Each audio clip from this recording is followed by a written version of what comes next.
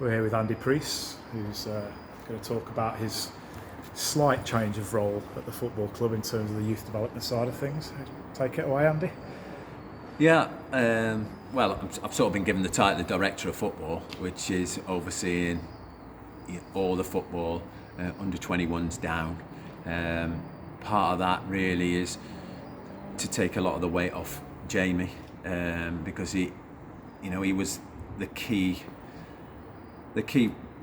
person who was really pushing having youth teams and young teams at 13, 14, 15, 16. So he's a real driver in that, and he was at the start of that. But with him becoming manager, it's very difficult to spread your time about. So we felt that over time, it's not just happened now. It's been over the last couple of years since I've been there. Is to take some of that pressure away for Jamie, so he can concentrate wholly on the first team. And plus, we want to keep that going and improve the youth structure. And we have improved the youth structure quite a lot, haven't we, in the summer, bringing in key personnel and adding bits and pieces, and also being able to set up base at the LFA as well. Yeah, absolutely. It's been a big project. So a lot of hard work's gone into it, and a lot of support from the board, and Terry coming in as well. Did a lot of work last year, but it was pretty much, it was me on my own trying to get the BTEC going, and it was difficult, but we had a lot of success with that, and from there. We've built it this year where we've now got sports science. We've got a head of youth in Irfan, who's doing a great job there. Our pathways now, we can see already with Malachi. Niall Moran's played in pre-season. Joe Bowles played in pre-season.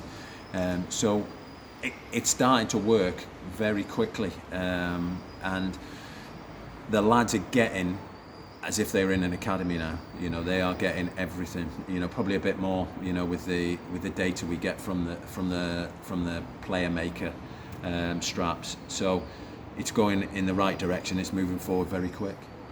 Obviously, you've seen it, especially with some of the results that the sides have been getting. The under 21s and the under 18s, especially, have started their league campaigns really impressive, haven't they? Yeah, they've done really well, and we have got some good players. We're starting to get players wanting to come here. Which is important, because it's been pretty much the other way around, where lads are leaving here, and I can understand some of it, that they're leaving for facilities, and probably Fylde are our big rivals, and we haven't been able to compete with facilities. But as far as coaching and setup and everything that the players get now, I'm having that base at LFA. I don't think Fylde can compete with us anymore. So we've had a few players come the other way. We haven't had to approach them. We haven't put any notice of approaching. They've just come here because they've either been let down with something or something stopped happening. And so that's the way we need to be. We need to be competitive, and now we're in that position where we're attracting players and we're getting stronger and stronger. And it's as good as any Cat 3 or Cat 4 academy. And like you said, the players do get the opportunities, don't they, in and around the first team?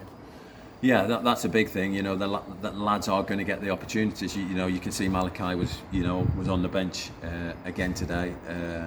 He scored in pre-season against Burscough, but he's just one of a number that are going to be knocking on the door. They've got to earn the right. They're not going to be given a chance just because the sake of it.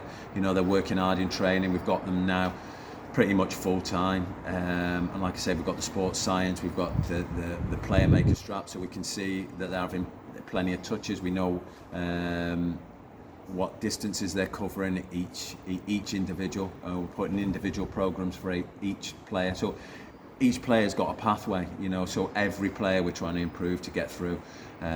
So it's not, I know some clubs use it as a money-making tool, but we're investing all our money back in with the player maker stuff, with the coaches, with the facilities. So everything's going back in trying to produce those players for the first team.